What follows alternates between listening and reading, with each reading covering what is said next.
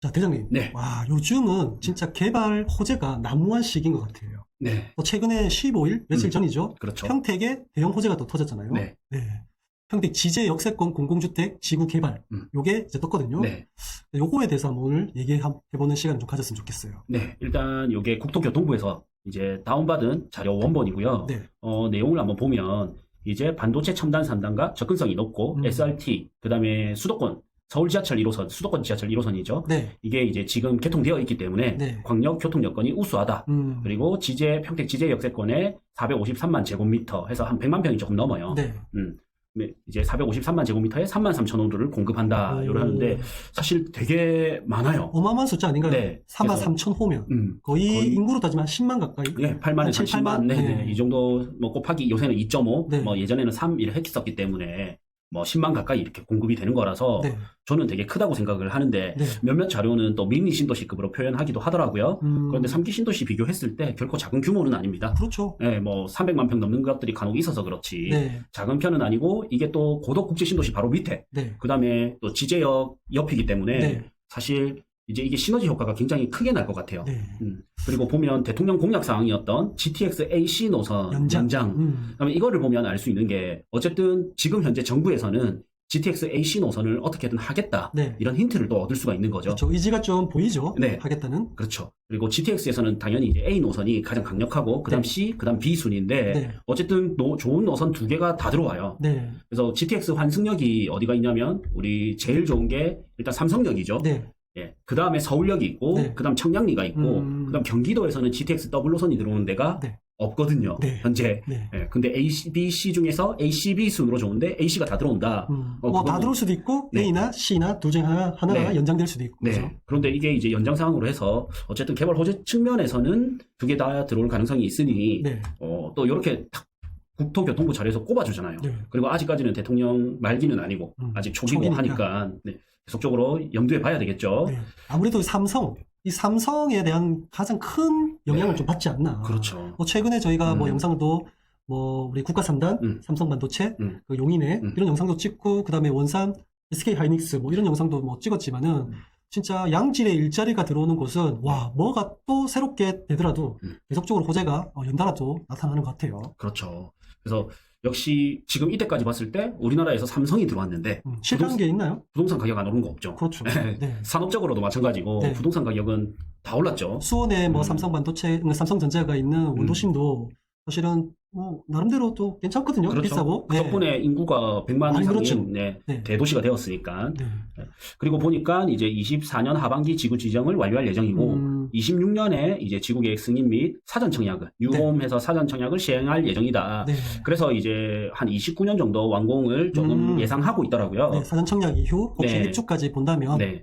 그래서 어떻게 보면 용인은 용인 반도체 클러스터는 42년 예정이었잖아요. 네, 맞아요. 사실 많이 남았어요. 네, 그렇죠. 대규모 엄청 개발 크게 호재긴 되고. 한데 근데 요거는 그다지 작은 규모는 아니에요. 네. 중규모 정도 되는데 근데 또 속도가 조금 빠를 것 같다. 네. 그리고 진행 입지 여건을 따져보면 기존의 신도시와 시너지 효과가 날 지역 바로 붙어 있기 때문에 굉장히 속도가 좀 빠를 것 같아요. 네.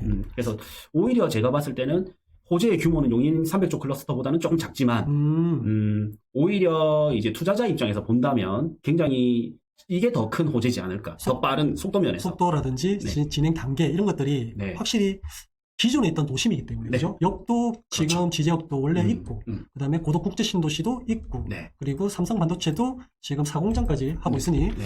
기존에 있는 인프라에 조금 숟가락 몇 개 더 얹는 거니까 그렇죠. 이게 좀 속도가 좀 빠를 수도 있겠다. 네. 그죠? 여기에 신도시가 있고 네. 여기 신도시가 있고 이 네. 사이에 들어가는 거니까 우리가 토지 입장에서 보면 어떤가요? 여기가 뭔가 좀 비어 있지만은 지금 발표난 곳이 여기잖아요. 네, 여기죠. 네. 비어 있지만은 뭔가 좀 채워질 수 있는 그런 에너지가 좀 있다고 보시나요? 그렇죠. 일단 바로 삼성 반도체 바로 밑에 있고 네. 예, 지제역 바로 옆에 있고 그다음에 지금은 이제 SRT 네. 그다음에 1호선. 1호선 이래 네. 다니는데 이제 수원발 KTX 네. 해서 여기를 또 지제역까지 또 연결선하죠. 네. 예정이죠. 이건 GTX A 노선이고. 서정리에서부터 지제까지. 네. 이렇게. 그러면 노선을 살려볼까요? 지금 SRT, 네. 그다음에 1호선, 네. 그다음 수원발 KTX, 그다음에 GTX AC. A 혹은 C. 네. 그러면 그러면 4개 네 개도 내지 다시 5개 네. 이렇게 가니까 음. 사실 경기도 끝자락이라고 좀 어떻게 보면 그렇죠. 좀 소외받았죠. 소외받던 곳이 네. 지금은 이제 앞으로는 우리나라 경제를 주도할 곳으로 그러니까요. 바뀌고 있습니다. 솔직히 이런 얘기 많았거든요. 평택은 경기도잖아요. 네. 근데 천안은 충청권이잖아요. 네. 서로 약간 경쟁 도시 네. 이런 느낌이 좀 많았거든요. 그렇죠. 뭐 경제 규모도 그렇고 인구도 그렇고 그다음에 뭐 아파트 가격도 그렇고. 네. 근데 서로 우리가 좋다. 뭐 이런 좀 다툼이 네. 좀 있었거든요. 네. 그래도 경기도다. 아니다. 지금 인프라는 천안이 더 좋다. 뭐 이런 게 있었는데 그렇게 되면 앞으로 감히 경기도를 넘볼 수 없을 정도의 인프라를 그렇죠. 좀 가지는 것 같아요. 예. 예전에 이런 거 보면 될 것 같아요. 인서울이냐 경기도였는데 뭐 트렌드가 약간 인서울이잖아요. 네. 뭐 물론 경기도 1급지들도 워낙 좋은 도시지만 결국엔 또 수도권이냐 비수도권이냐인데 어쨌든 또 수도권 쪽으로 좀 쏠리는 감이 네. 있어요. 네. 그리고 평택이 이제 교통이 너무 좋아지면서 너무 좋아지죠. 사실 전국 어디든 이제 가기 편하게 돼버리고 네. 특히 서울과의 접근성이 어떻게 보면 단점이었는데 그게 계속적으로 채워지고 있으니까. 네. 사실 SRT, KTX 이런 것도 도시가 한 단계 컨텀 점프하기에는 네. 충분한 교통호재인데 그렇죠. 이 GTX의 영향력을 절대 무시 못하잖아요. 네. 이거는 뭐 우리가 같은 비슷한 고속철도지만은 조금은 좀 번거로움. 네. 열차가 좀 번거로움, KTX나 SRT가 그렇죠. 주는 번거로움 좀 없애준단 말이에요. 그죠? 네. 그래서 굉장히 여기에 GTX A나 C나 연장이 되면 완전 다른, 네. 또 다른 평택이 되는 것 같아요. 그렇죠. 거기다가 일자리 풍부한 지역. 기대됩니다. 그래서 결코 여기 호재를 놓치면 안 됩니다. 네. 제가 한 2014년경에부터 진짜 평택을 이야기를 많이 했었거든요. 네. 지방 사람이 좀 드물게 이야기를 많이 했던 곳인데 그때 욕도 먹고 했지만 네. 어쨌든 2018년, 19년, 20년 되면서 천지개벽을 했잖아요. 완전 천지개벽. 저도 그때 대장님 얘기를 들은 게 정말 토지 고수들은 다 평택에 가 있다. 네. 그럴 정도로 평택의 땅값과 이런 에너지들이 엄청났었잖아요. 그렇죠. 네. 그때 제가 도시기본계획을 거의 달달 외울 정도, 평택이 도시기본계획을 달달 네. 외울 정도로 보고 중요한 부분을 막 또 강의 때 해드리고 했었거든요. 네. 근데 역시나 또 평택이 이 기대를 저버리지 않고 네. 또 이런 거대 발표가 난 것 같아요. 네.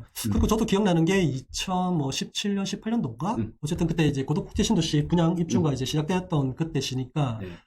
그때 부동산을 가면 왜 아파트 보러 왔냐? 네. 여기는 땅이 좋은 곳인데 네. 토지 투자가 좋은 곳인데 왜 뭐 아파트 그걸 보러 왔냐? 뭐 이런 얘기도 저도 자주 들었었거든요. 네. 그만큼 여기는 개발 호재가 굉장히 단단하게 특히 삼성 반도체를 기점으로 해서 그죠? 그렇죠. 엄청났었죠, 그죠? 네. 그래서 이제 보면 이제 토지 거래 허가 구역까지도 좀 묶였죠.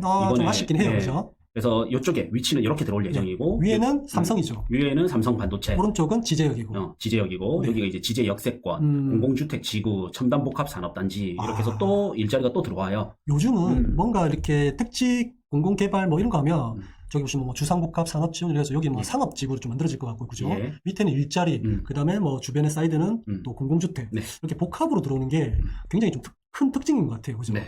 저는 이게 직업병이 걸려가지고 네. 이런 게 딱 발표나면 네. 여기 좋겠는데 이런 게 바로 그런 게 바로 보이세요? 바로 보이죠. 바로 보이고 그런 생각을 한 10년 이상 평생 하고 살았으니 네. 네. 철 들고 평생 하고 살았으니 네.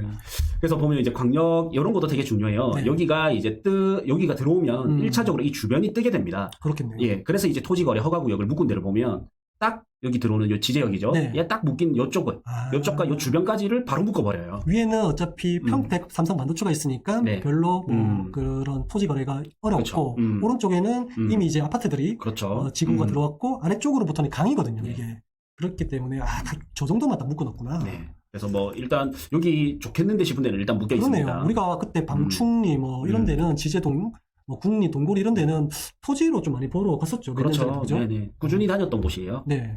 그래서 보면 이제 여기가 되고 토지거래 허가구역이 이렇게 묶였구나. 그러면 이제 두 번째 방법이 이 인근에 있는 요런 데들 있죠. 네네. 요런 데 중에서 어디 쪽으로 좀 영향을 많이 받을까. 네. 그런데 또 우측에 브레인시티가 브레인시티, 있고 좋죠. 서쪽에 이제 평택 고덕 IC가 있죠. 네. 그러면 요런 데 틈새 이런 데 좀 노려볼 만하고 네. 그 다음에 한 단계 더 나아가서 생각한다면 네. 요걸로 인해서 광역 교통이 확충되잖아요. 네. 그래서 요게 기존 도심까지 연결이 되거든요. 뭐 이런 것들 상상하면서 보면 좋습니다. 그러면 이 도심이 생기면서 신도시가 생기면서 기존에 있던 도심과 네. 그리고 같이 시너지를 보는 신도시, 그게 네. 국제 신도시 그렇죠. 같이 좋아진다는 말씀이시네요. 그렇죠. 그래서 이제 지도를 보면 이제 요만큼이 생기면 네. 대략 뭐 이렇게 그려볼까요? 네. 대략적으로 네, 요만큼이 생긴다면 네. 토지거래 허가구역 안 묶인 데 있죠. 네. 좀 살펴보시고 저는 이제 바로 들어가는 게 지하철 1호선이 있죠. 네. 어쨌든 지금은 뭐 영향력이 낮겠지만 여기가 지제역이 좋아지면 좋아질수록 평택 내에서는 또 1호선을 탈 수 있다, 어째- 이용할 수 있다, 이게 굉장히 클 거거든요. 좀 불편하긴 하지만 네. 타는 게 어디냐. 그렇죠. 네. 예. 그래서 보면 이제 수원도 보면 수원역에 GTX가 들어오잖아요. 네. 그래서 한 코스, 두 코스 옆에 대규모 아파트가 들어온다든지 맞아. 대규모 개발이 된다든지 화서지구 이렇게 이런데 되거든요. 결국에는. 네. 그러면 우리도 딱 들어오는 게 여기서 한 코스 위에는 어디지 하면 서정리. 서정리예요. 또 한 코스 아래는 어디지 하면 평택역인데. 도심 기존 도심이네요. 그렇죠. 아, 그게 딱 맞네요. 네. 그런데 또 여기 평택시청이 여기에 기존 도심이잖아요. 네네네. 그리고 실질적으로 또 상권이 가장 상가의 개수, 땅값이 땅값. 가장 높은 데가 평택역이에요. 평택역 하면 뭐 기존 도심으로서 뭐 네. 상권이 엄청나게 좋죠. 그렇죠. 아직까지는. 사실 우리도 좀 놀랬던 게 고덕신도시가 들어오면서 서정리가 비싸지 않을까 싶은데 네. 서정리도 뭐 만만치 않게 비싸긴 하지만 네. 평택역이 더 비쌉니다. 아유, 인프라는 여기가 훨씬 좋기 때문에 그런 거 아닐까요? 네. 그러면 여기를 이용할 수 있는 원룸 지을 수 있는 그런 땅들이라든지 땅들. 뭐 이런 것들도 당연히 네. 같이 수혜를 받을 수가 있어요. 우리가 그때 조사를 하지 않았나요? 평택 기존 도심, 평택역 인근으로 해서 네. 상업지역들 땅 거래가 그렇죠. 많이 되었던 거 그거 기억나네요. 네. 그래서 우리가 이런 거 있잖아요. 전기자동차가 뜨니까 네. 2차 전지가 뜨죠. 그렇죠. 네. 따지자면 여기가 전기자동차고요. 2차 전지가 여기로 들어올 수 있는 교통망. 이렇게 보시면 돼요. 한 단계 더 생각을 하는 거죠. 네. 네. 그리고 또 주택적으로 봐도 네. 어떻게 보면 이때까지는 고덕신도시 쪽이 네. 가장 어쨌든 평택에서는 고덕신도시. 네, 국제신도시이기 때문에. 예, 국제신도시이기 네. 때문에. 그런데 이제는 여기 지제역 대장들이 네. 더 치고 갈 수도 있겠다. 어. 예, 당연히 여기에 들어오면 지제역 더샵 센트럴시티라든지 힐스테이트 지제역, 네. 평택 지제역 자이, 최근에 보면. 네, 이런 한 4개 단지들은 눈에 바로 들어오지 않습니까? 사실 네. 가격만 보면 국제신도시랑 그렇게 별 차이 없어요. 네. 예. 그게 아무래도 지제역이 가지고 있는 에너지 그리고 반도체를 가지고 있는 에너지 네. 뭐 이런 거 아닐까. 네.